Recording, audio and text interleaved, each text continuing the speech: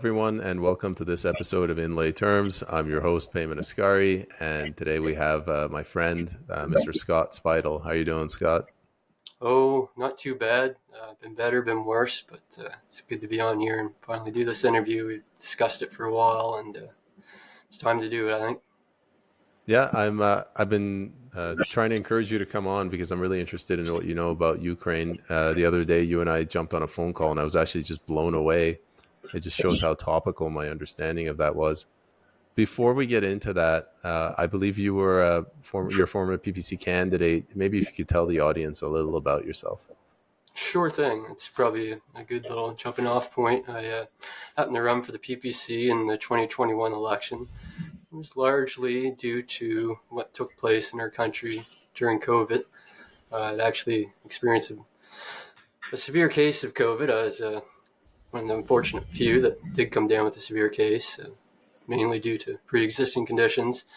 So I had a front row seat for that whole experience. Everything from the faulty testing to the treatments being suppressed to what was going on inside the hospitals. So I had a real front row seat for that whole experience, and it nearly killed me in a couple different ways. And then not long after that, I had two family members that unfortunately died shortly after receiving their injections. So it needless to say, spurred me on to take political action and try to do something about what was going on in their country. It's very admirable, and I'm very sorry for your loss, Scott. For the audience, if you'd like to know more about what happened to him, he actually testified at the National Citizens Inquiry, and it's a bit of a heartbreaking testimony, but you can go watch it. Scott, I was going to start by giving a little overview of what you and I talked about, and then I'll hand it over to you. How's that? Sounds great. Right. So, as you explained it to me, President Yanukovych, he was democratically elected in 2012 as the president of Ukraine. There was a coup in 2014 that overthrew him. The U.S. probably had some involvement. Then the right-wing coalition government was propped up by the U.S. State Department. All counter-protests were violently suppressed. A new National Guard was formed, which was comprised of Nazis. Then there was a protest in Odessa. These guards were sent down from Kiev. The whole thing turned into a massacre, and this sparked the 2014 civil war. After that, the eastern regions, they started barricading the roads, and they started demanding separation from Ukraine. And this put Putin in the awkward position where he either had to act and support the mostly Russian-speaking portions in the east, or he would lose public support domestically. Is that more or less accurate? That's a pretty good description in a nutshell. There's a lot more to it, of course, than that. That's what we're going to discuss here. And I would also add just a little background in terms of why I've become so informed and why this issue is so important to me personally. I come from a very distinguished military family history, including grandfather who survived a Nazi death camp after being shot in the head and medically experimented on by Nazi doctors. So when we get into this discussion, I want people to really understand that when I use words like Nazi, it's not used lightly. I do not throw it around willy-nilly. And I think that's part of the problem with this whole conflict, as we've seen over the past 10 years.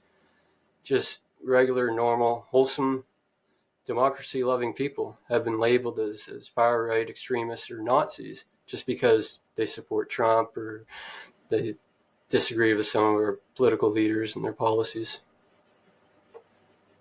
All right, Scott. I will give you as much time as you need. Go ahead and tell us what's going on in Ukraine.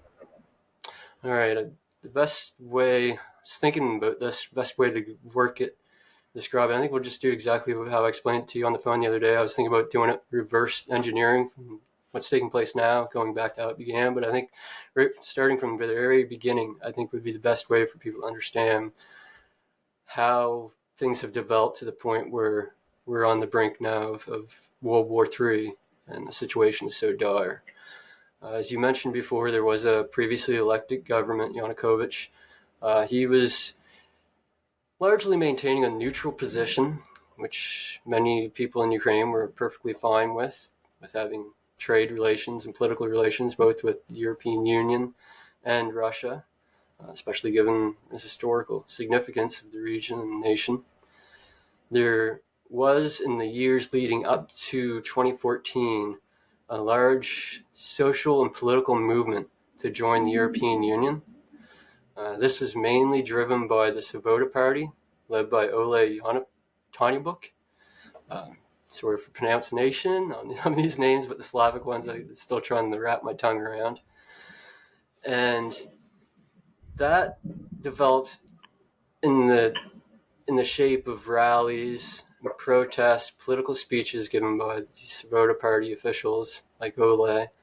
And they did not hide what their intentions were, or who they aligned with, and what their political ideology was. These rallies and events with the Svoboda Party included swastikas, Nazi wolf hooks, people actually dressed in World War II German uniforms. So it's pretty cut and dry that these are an extreme far-right Nazi. Some people would say neo-Nazi, but I legitimately claim that they are Nazis. Their families fought on the side of Germany during World War II, and that's why there's such an extreme conflict in Ukraine, because half the nation fought on the side of Germany during World War II, and half the nation fought on the side of Russia during World War II. And as this hype and excitement and political drive rose throughout the streets and the atmosphere and the environment of the nation, it culminated to this revolution. You mentioned it on the phone the other day, the revolution of dignity. It's been labeled among other things. And even these people, as we discussed the other day, were duped and manipulated into what took place. The uprising and revolution that took place in the Maidan Square were largely made up of Ukrainians who wanted to join the EU. They felt that their government, the Yanukovych government, was corrupt. And you can plead a pretty good argument for any government in the world today that is corrupt to some degree. So you can see some relatable sympathy or compassion for these people that felt their government was corrupt. And they were reading into a lot of this propaganda that was coming out of the Svoboda Party and other sources in Ukraine, saying that about Russian ties and so forth. And so these people held this revolution similar to like what took place in Ottawa during the trucker convoy, except things escalated severely. And one of the main driving forces of this escalation were snipers that were stationed both in the hotel where the media and the Svoboda Party, this was a secure building supposedly, where the media and Svoboda Party officials and the Maidan people were all housed in, along with the rooftop of a bank. As things unfolded, these snipers began shooting both the police and the people, the revolutionaries that were carrying out this demonstration, ultimate coup.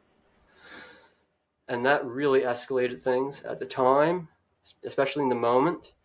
The general consensus within the demonstrators was that this was snipers from the Yanukovych government trying to suppress the demonstration.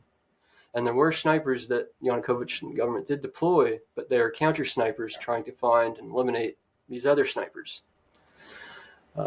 The hotel room that the media, I believe the only media report I've seen that actually confirmed this actually came out of RT, where they documented and reported about it from the hotel room, showing the bullet holes. But the hotel rooms where the media was stationed also came under sniper fire. And this would, of course, be coming from the snipers that were stationed across the square on the rooftop of the bank. So that kind of really explains how this absolute mess and melee ended up in Yanukovych actually fleeing the nation with his family. And you had this toppled, destabilized government in Ukraine. At that point, the State Department came in and developed a coalition government, basically appointed body of government over Ukraine, selecting officials from different parts of the government. And this Ole Tanibuk, he was actually part of the negotiations with Victoria Nuland and the State Department. And there's actually audio recordings of the Estonian foreign policy minister and the EU foreign policy chief discussing this in terms of the evidence of these snipers, how they're shooting both the police and protesters, and that they suspected that, well, they knew it wasn't Yanukovych, and they suspected it was somebody that was part of this new coalition government. And where you want to jump from there, after that, and they installed this government, much of the nation, especially in the eastern portion of Ukraine, did not agree with this whole scenario. The government, many of whom voted for and agreed with, had been violently overthrown. And in the aftermath of this, anybody who disagreed with this, especially in the Kiev region, but throughout Ukraine, Odessa seen this quite intensely. Mobs of people, anywhere between 10 to 100, going to the streets, searching for anybody who did not support the coup, or even wore what's known as the St. George's ribbon. It's equivalent to the poppy here in Canada. Commemorates Russian soldiers who fought and defeated and liberated Ukraine from the Nazis. And so anybody wearing one of these ribbons, people will wear it as a sign, as a symbol of standing in opposition to this coup. And they were among those who were targeted by these mobs who went through the streets. And as this progressed, it was a rapid progression of this violence in the streets. Of course, at this point, the officials, police and so forth, turned a blind eye to much of this because they were in the pocket of the new coalition government. I sent you a link there shortly before we began here, where the Sapota Party had actually created a paramilitary group that operated in 2014 and 2015. That's, as I mentioned before we began talking, all this is hidden in plain sight. None of this is secret. The evidence is all out there. Another person I've mentioned, I highly recommend you try to interview, is a fellow named Ivan from the University of Ottawa. He's done numerous reports and academic papers well documenting all this evidence. And as this progressed, there was a major massacre that took place in Odessa, Ukraine, which you mentioned in the opening, where over 100 people were massacred, burned to death and beaten to death. They gathered at the trade union building in Odessa and peacefully protested against what was happening in the nation. And a group of these people from the far-right Nazi sector in Ukraine, which mainly come from the western region of Ukraine, specifically Lviv, and they were sent to quell this protest. And they essentially kettled the people into the building, lit it on fire, and then began to beat people to death if they jumped out the windows. That was a major turning point. From then on, it really started to develop into a civil war. People in the East, everybody from political representation to law enforcement, military that was there in that area, they all defected and decided, we cannot live in a nation like this that's going to kill their own people.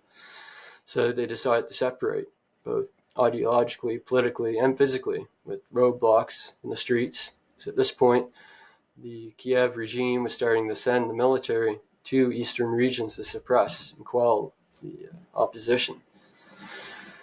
And as that developed, very quickly people around the world started to, who were really paying attention to the situation, started to recognize, and numerous people from nations all over the world began to flock to eastern Ukraine and fight to defend the people as they fought off these waves of Nazis that were being thrown at them, more or less. And much like the revolutionary coup that took place in Maidan, in some cases, a lot of these soldiers didn't know what they were doing. Much like the revolutionaries, they believed what they were being told. They believed that Russia had invaded. They believed that the people they were attacking were Russians and Russian military.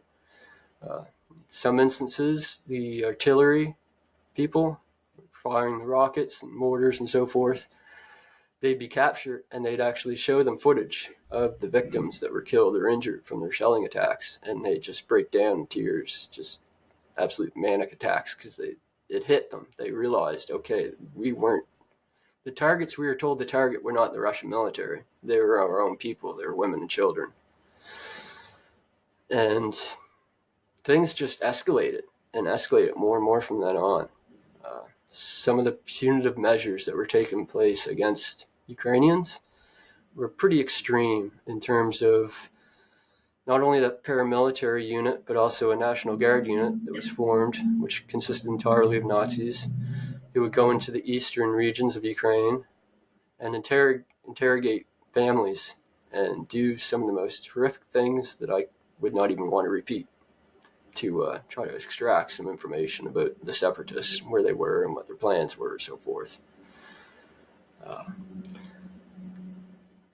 At that point, it just, the cat was out of the bag. Like many of these conflicts, once it gets rolling, you can't stop it. It's them versus us, and that's much of what we've seen, especially in the West, but also in Ukraine. And people, it's a very sad, sick situation with how many people have died, how much the nation has been destroyed, how badly it's been manipulated, and that it's escalating to such a degree that we're now on the brink of World War III, with direct conflict with Russia, with NATO wanting to use our Air Force and so forth.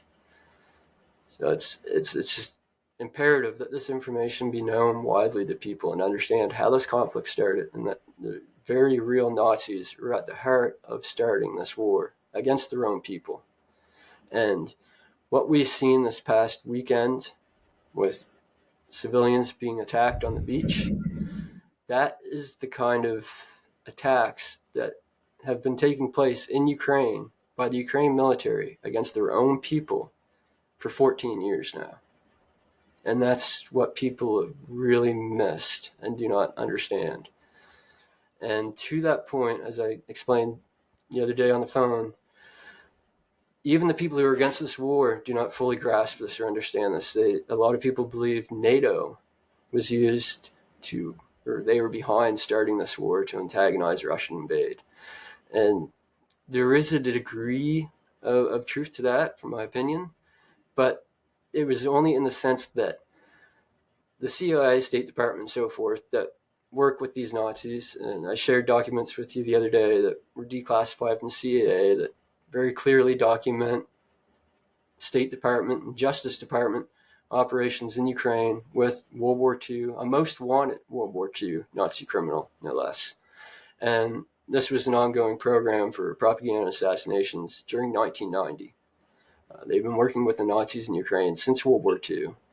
If you look at things like the Operation Paperclip, from my research and opinion, that's nothing more than a whitewash about some scientists that were brought to the West after the war. And the real purpose of it was to hide and protect Ukrainian Nazi war criminals. Predominantly, all the Ukrainian Nazi war criminals escaped justice at the end of World War II, and they became assets of the CIA and State Department. We see this, as I mentioned before, in discussions with you about the Middle East. If you look at a lot of the ways the Middle Eastern conflicts have unfolded, with the CIA funding groups like ISIS, you can go back as far as Afghanistan, or even Hillary Clinton has testified in Congress hearings that, yes, we created Al-Qaeda to fight the Russians in Afghanistan. And that's pretty much carbon copy of what has been done in Ukraine.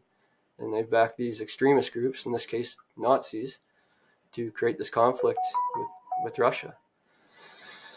So there's so much to talk about. I don't know where to go to explain it all, but I'm trying to line it up so that people can understand how this conflict started, why this conflict started. And to jump back to NATO, the reason I firmly believe that Putin included no expansion or aggression from NATO, along with the elimination of Nazis in Ukraine in his initial negotiation deal when he launched his operation, was because he knew, and he knew for the previous 12 years, which is a big reason why he held off, in my opinion, is because he knew the moment he went into Ukraine, that would immediately provide information, ammunition, however you want to describe it, or excuse for NATO to expand and move further east and support and join Ukraine and along with the EU. That was, as I mentioned, one of the main factors in all this beginning is that the Svoboda Party, many people in eastern Ukraine wanted Ukraine to join the EU. So in terms of NATO's aspect in this whole war, it's like, as I described to others, NATO is like the COVID shot. This whole problem is like the pandemic in many ways, where the COVID shot is like NATO. They can get millions of people killed. And the virus is the Nazis that started it all. And so the issue with NATO is a very serious issue, but in my opinion and research, they were not the ones who started this conflict. I don't know if you have any questions. I do. I got a whole bunch of follow-up questions. Um, I'm just going to jump from time period to time period, but let's focus on Zelensky. How does he fit into this? First of all, is he still president legally? Is he alive? What is he? Well, there's a lot of conspiracy theories out there, but yeah, in my opinion, he's still alive, and he may not be for much longer. And I think he's recognized that now too, that his usefulness has come due, I think, and he's not exactly fulfilling and succeeding in the way he was supposed to. And but to that point, he's just a puppet. I mean, you look at somebody like Biden, he's obviously not calling the shots. He's not running the United States. He's just the mascot they put up as the face of running it all. And to that point, in the discussions with Victoria Nuland about establishing this coalition government, she actually stated that it would be best for Ole Tanyabuk and his guys to stay on the outside and have people like Zelensky, not necessarily him because he came many years later, but have people who were moderate Democrats that could hold the narrative together. Because if they put these actual Nazis in positions as president and so forth, it wouldn't fly. It wouldn't go so well. So instead, she actually says in the audio recordings that what they need to do is be speaking to people like him 4 times a week, which shows who's really running the show. But is he legally president, or is his term expired? His term has expired. They should have had elections long ago. He's banned political opposition. He's banned media opposition. He's basically a de facto dictator at this point. And I think that's one of the main things we have going for us is the Ukrainian people. Outside of Kiev and Lviv, there's not much support for this war, especially now. We're seeing almost on a daily basis Ukrainians literally fighting with conscription officers. And there's a top military general who has his son pleading with him to stop the war and save what's left of the country. So and I think that goes part and parcel why organizations like NATO and Western politicians are amping up the escalation, because they're running out of fuel in the tank for this whole conflict. I want to go back to something else you said, the snipers on the rooftops, and how you kind of, this happened before then, but when you were in Ottawa, you felt the same sort of situation. Can you speak to that? Yeah, so I was in Ottawa for almost the whole thing. I missed the first week due to health problems. I was there to the very end, and there's government snipers on rooftop the Parliament building and so forth, and that alone isn't surprising to me. I mean, in my opinion, they're just there for observation, to keep an eye on things. But that immediately reminded me of what took place in Maidan, and it could have happened in Ottawa. And main reason why it didn't is because you couldn't do that in Ottawa. Anybody who was there knew what the atmosphere was like. It was the most wholesome, loving, like the complete opposite of anything that could turn violent or into a coup. That was not the intentions whatsoever, and there's no way you could have turned it that way. And there's a lot of people there, especially within the veterans, who understand the dynamics of some of these things, and they're on high alert as well. So, but it was always a thought in the back of my mind that reminded me of the Maidan coup. I guess you answered my next question. Is could an argument be made that Justin Trudeau was justified invoking the Emergencies Act to prevent such a coup? But you're saying that it was two different things. Yeah, I think that's proven quite evident in the inquiry and the reversal of these decisions and so forth. Another question I had, we were talking about this. You said that Nazis are very Machiavellian. I think you were referring to the fact that they would kill their own people in the Maidan Square. And you said that this is what led to World War II. You gave the example of Kristallnacht and the other one with Poland. Can you speak to that? Yes, and that really goes in terms with how I see a lot of people having an incorrect view or analysis or perspective on this whole conflict. Is that to understand how this war is developing, especially towards a World War III, um, ignoring the burning of the Reichstag, the Gleisswitch incident, and Operation Barbarossa it's like ignoring that and trying to explain how World War II started. You can't really do it. And those are essentially the steps that took place in Ukraine that trigger what we're now going into with World War III, with the burning of the Reichstag being equivalent to the coup and overthrowing the government to transform not just who is in government, but the actual function and of the government. As I mentioned, they created the paramilitary force, so forth and so on. And the Gleisswitch incident, that was a false flag that justified the invasion of Poland. That's very much like, for instance, some of these massacres that took place. Odessa, the one that took place there, being the most notable. At the time, media reports in Ukraine stated that these were Russian terrorists that did this. So there was a big play within the propaganda machine that allowed all this to unfold. And then, of course, Operation Barbarossa is the operation to go after and kill the Russians, which is basically what Ukraine has done now. I'm going to tie two things together. One is the in Odessa, that incident where they burned people alive in the buildings. Not as severe, but it reminds me of Saddam Hussein gassing his own people, the Kurds. More severe in that case. And the other thing is, you and I talked about this before going live. I almost feel like we have a prejudice bordering on racism in the West, where if something like this happens in the Middle East, where we fund, a bunch of terrorists, you almost feel like, well, they're Muslims are all like that. It's not a big deal. It's confined to the Middle East. But now it's coming to Europe. It's coming to the West, and we're doing what we did in the Middle East in the West. How much do you agree with me on that, or what's your thoughts on that? I think that's a very good point you make there, and it's extremely relevant and extremely important because, like many things, especially when you're talking about these kind of Machiavellian and deceptive operations, they come full circle, right? Because it may be based, you're creating enemies, right? And I think that's a large part and due to the rise of actual real right wing extremism, is that it's the leftist, whatever labels you want to put on it, is driving, like immigration, for example, the unmitigated mass immigration, regardless what your political beliefs are.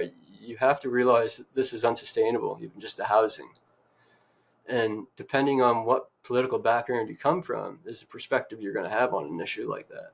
And if you come from the right wing, then you're going to take that kind of stance on it.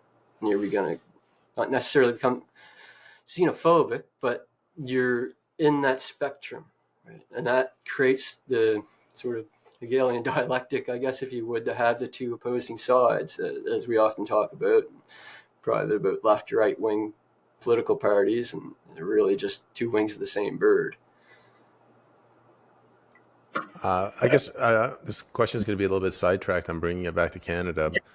Um, you and I are both part of the PPC, so we're kind of a centrist party. Like, we take things from both sides, but we prefer limited government. The Liberals, they have just opened up the floodgates, and they're bringing in record number of people. You mentioned mass immigration. I'm noticing a pushback from the right, and just like every week it's escalating. The level of anti-Islamic content online is going up. The level of anti-Indian, East Indian content is also going up. Um, if we don't put a stop to this, what do you think is going to happen to Canada if the left and right just keep escalating? It's gonna eventually, it's escalating much like this war we're discussing, and eventually it's gonna come to a head. What that looks like, it's hard to say.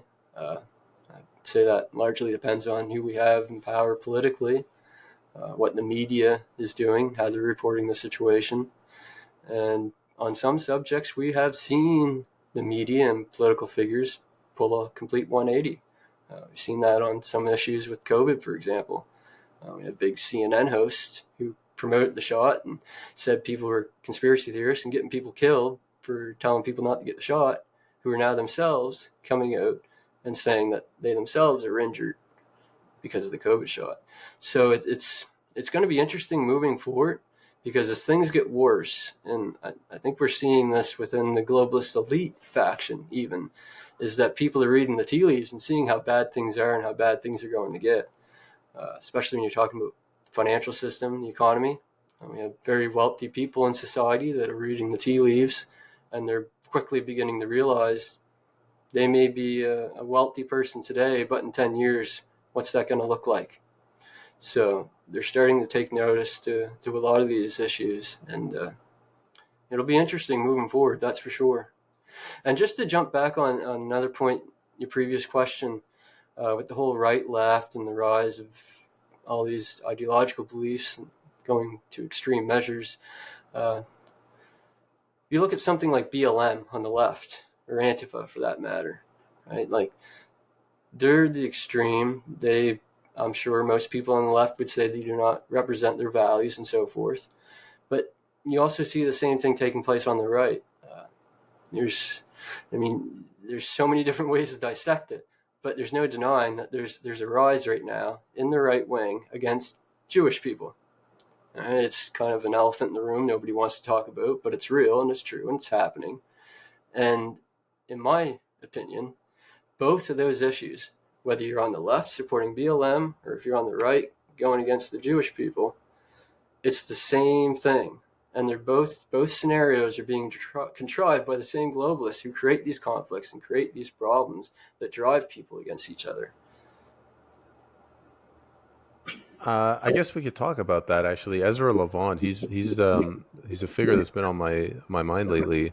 He's the one who took that van or truck in Toronto and put the pictures of Muslims in Canada. So he's fanning the flames. Do you think that's part of this? Like they're just doing it on purpose to pit people against each other? I don't think it's on purpose. You take someone like Ezra, he's a Jewish person. It's something he's going to take very personal and feel very passionate about. And as I've seen some employees of Rebel Media state on that issue, that this is not about hating Muslims as a whole, that they have employees at Rebel News that are Muslim. So I think it's the messaging that's not as clear as it should be and a bit over the top, if you would. So it's really getting misinterpreted by a lot of people. And that's how we're starting to get a lot of this division and extremes. It's just really bad messaging, I think, and people being very passionate about their beliefs. So a related question. I understand when you're saying, I think the way you put it to me is, Antifa is a phenomenon on the left, but not everyone on the left is extreme like Antifa, in contrast to, or in comparison to Ukraine, where, you have some Nazis, but not everyone in Ukraine is Nazi. There's a big difference between like full on Nazis that are lighting people on fire and Antifa for now. How is it that, like, I know Ukrainians, they're good people. How do these two people live side by side? Well, they haven't for the past 14 years, really. Uh, they did previous to that. They sort of kept to their own. A lot of these activities, memorial services, and so forth, is commemorating Nazis and praising Nazis. These parades, it has gone on, but people didn't do anything about it. And to that degree, personally, I believe they have the right to. Uh, Even look at someone like General Patton at the end of World War II. He himself was against abolishing the Nazi Party in Germany because he said they should have the democracy to choose the government which they choose. So you can go to an extreme either way, no matter what your political beliefs are. And we really, now more than ever, especially in our nation with how divided we are, we need to learn to disagree and not tear each other's head off. And that's what I'm seeing a lot, especially on social media. Uh, if you don't 100% agree with somebody, then you're like the Antichrist. it's it's bad. So we need a lot more dialogue and a lot more discussions like this, and debates like you had the other night. I thought that was great. Your debate on the carbon tax. Yeah, yeah. I was just the moderator, but I had my name. My name was there.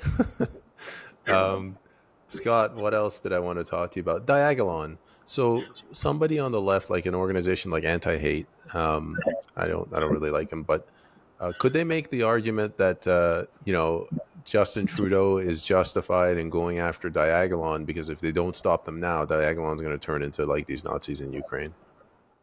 I don't think so. From what I can tell, Diagolon is just a populist, more or less social club.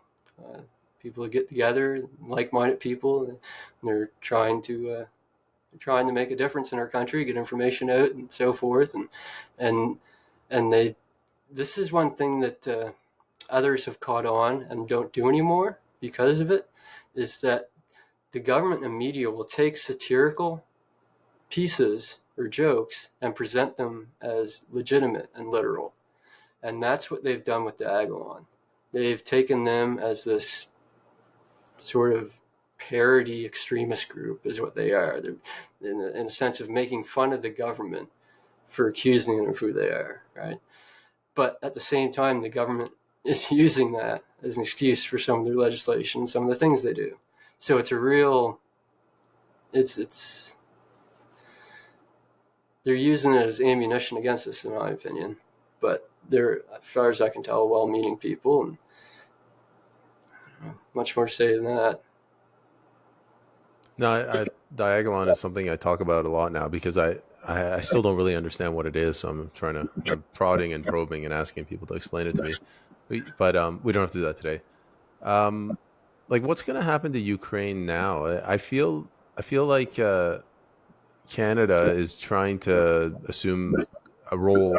Previously, we were peacekeepers. Now we're trying to be like warmongers, like neocons. And I feel like we've destroyed their country. What's going to happen? We've killed 500,000 Ukrainians. Like, what's going to happen to that country? That's probably going to be told and explained in the next few months.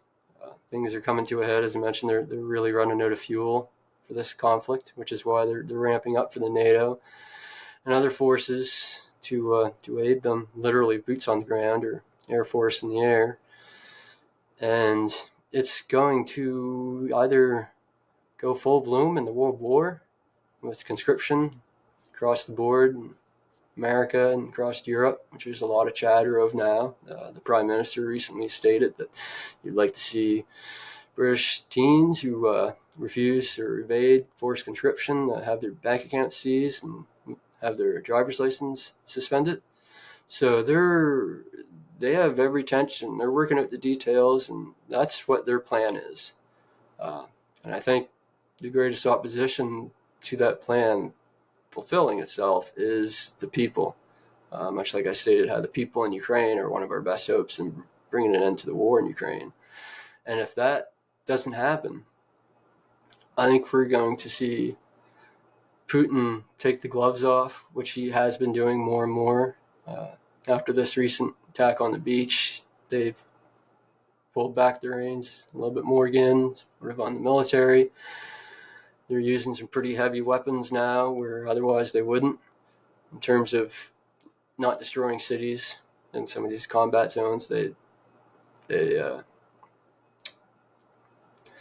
put a word on it, but the gloves are coming off more or less. They not have much concern with destroying infrastructure and so forth. And as I mentioned before, I really don't see not be a very compliant geopolitical move to make in terms of how the world would see it now. So in Western Ukraine, and given the situation on the ground, and create that buffer zone, and hopefully that's what takes place. But as I say, time will tell.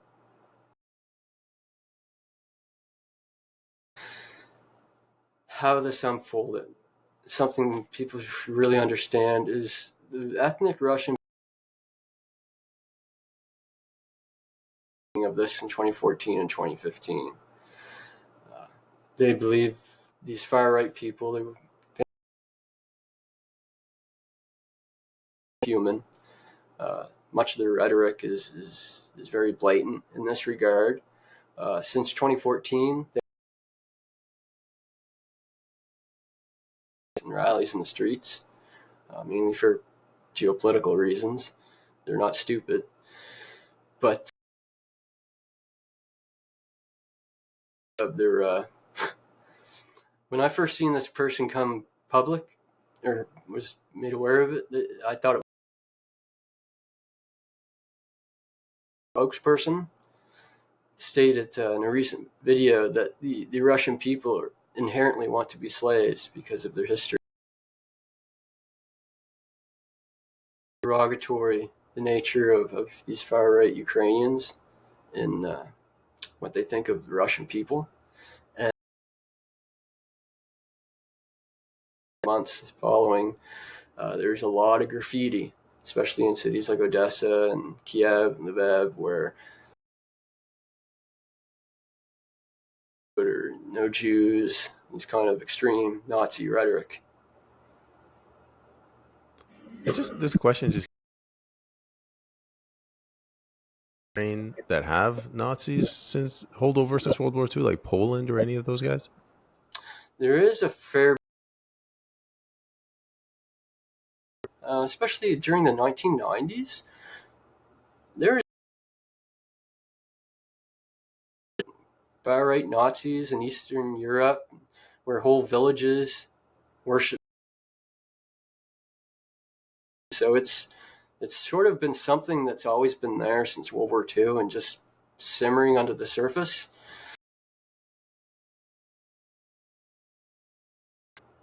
The U.S. have basically gone in and bolstered it to create this conflict with Russia.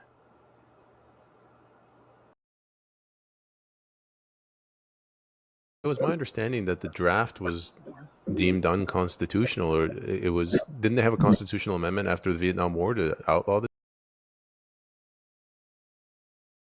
They called it. It was put on it, but a lot of people put too much weight in a lot of this, as we've seen perfectly clear through COVID. They don't follow when they don't want to. Okay, like they basically do.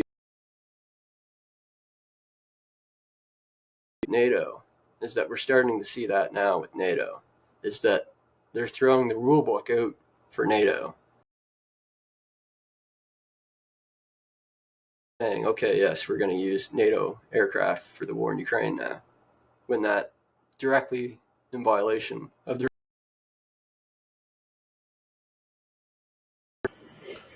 What is their goal, though?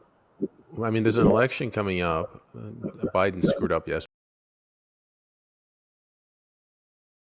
Why would they? Why would they do this? Nobody wants to go to war in America for Ukraine. I think it's their last decades, far more experience than I do. They say, when all else fails, they take you to war.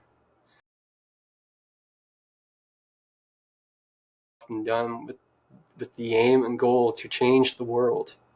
We've seen that after World War II with the together. That was actually something they tried to do after World War I with the League of Nations, but most nations declined to. And after World War II, they succeeded with the UN establishing such an organization.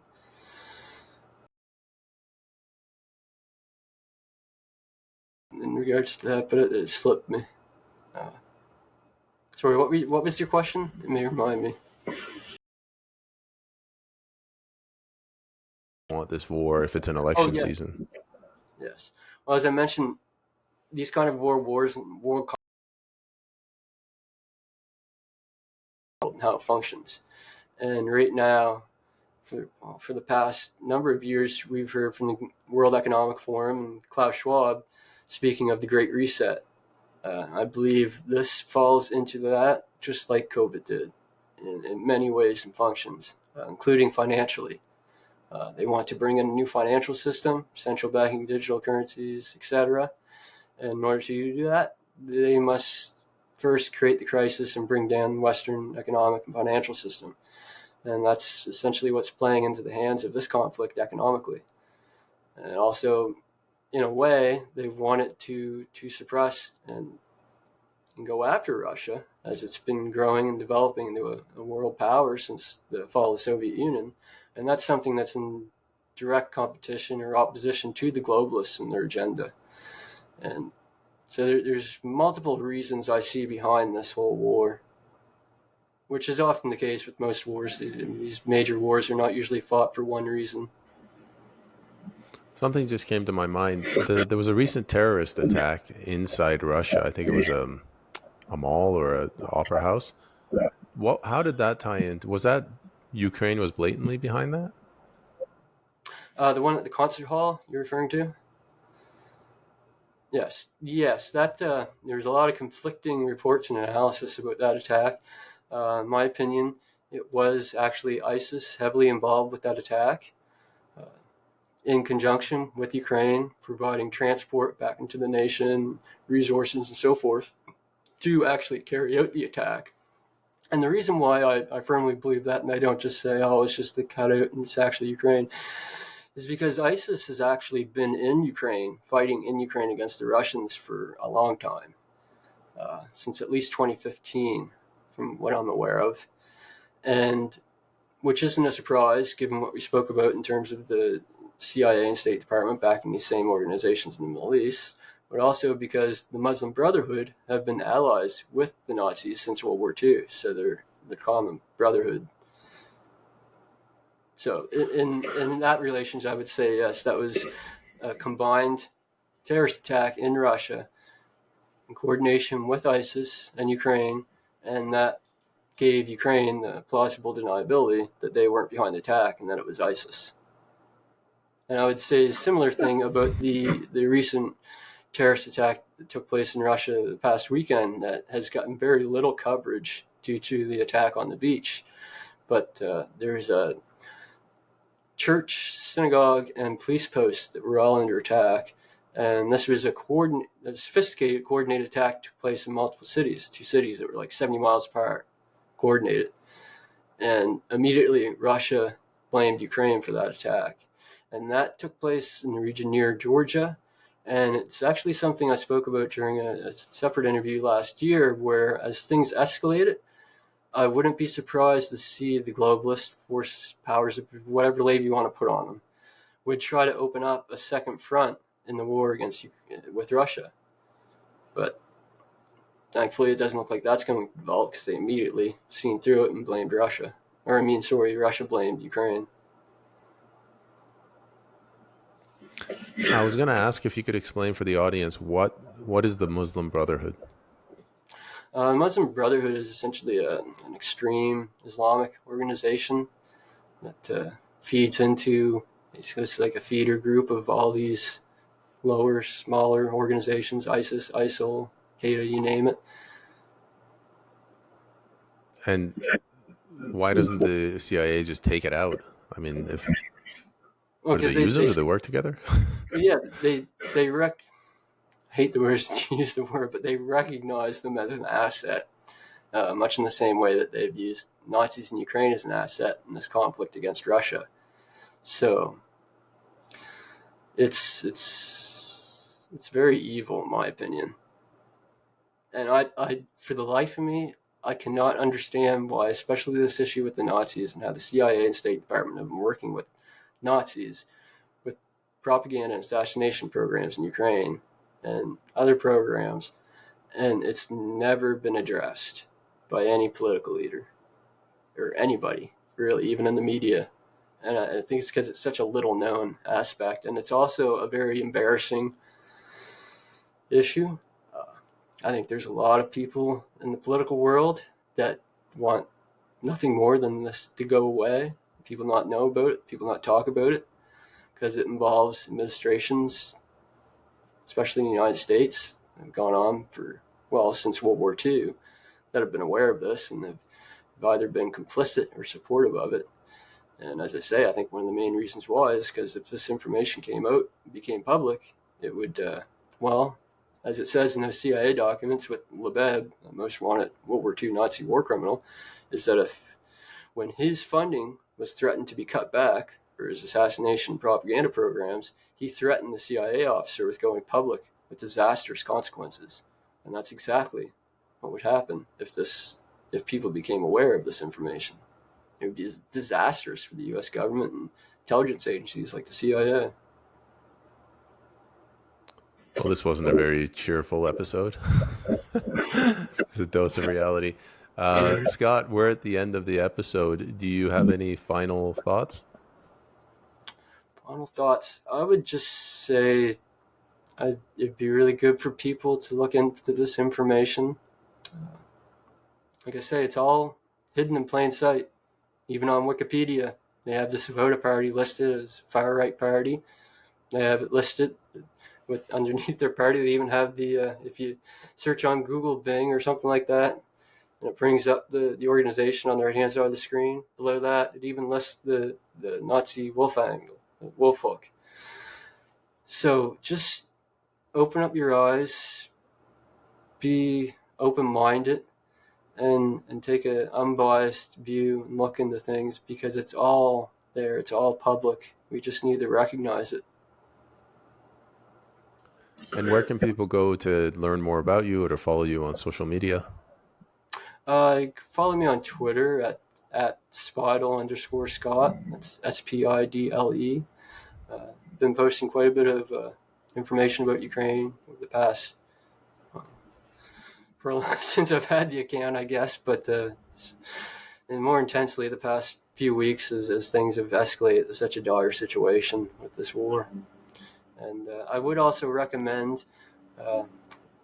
It cites those CIA documents I shared with you about Nazis in Ukraine. Is a book called American Nazi Secrets. It's a very highly rated book, 4 out of 5 stars on Amazon. It's listed on Goodreads, and it's published by a former U.S. Army intelligence officer and a federal prosecutor who is actually responsible for locating the CIA documents I shared with you. And in that book, it's just the way fate worked that I came across that book a couple of years before the whole Ukraine war started. And from that day on, I started investigating Ukraine. And so when things popped off, I immediately had an entirely different perspective than most people did. So I would highly recommend reading that book, and have a lot better understanding of Ukraine and its history and why today's conflict is happening. Mr. Spidle, thank you very much for coming on. Thank you for having me.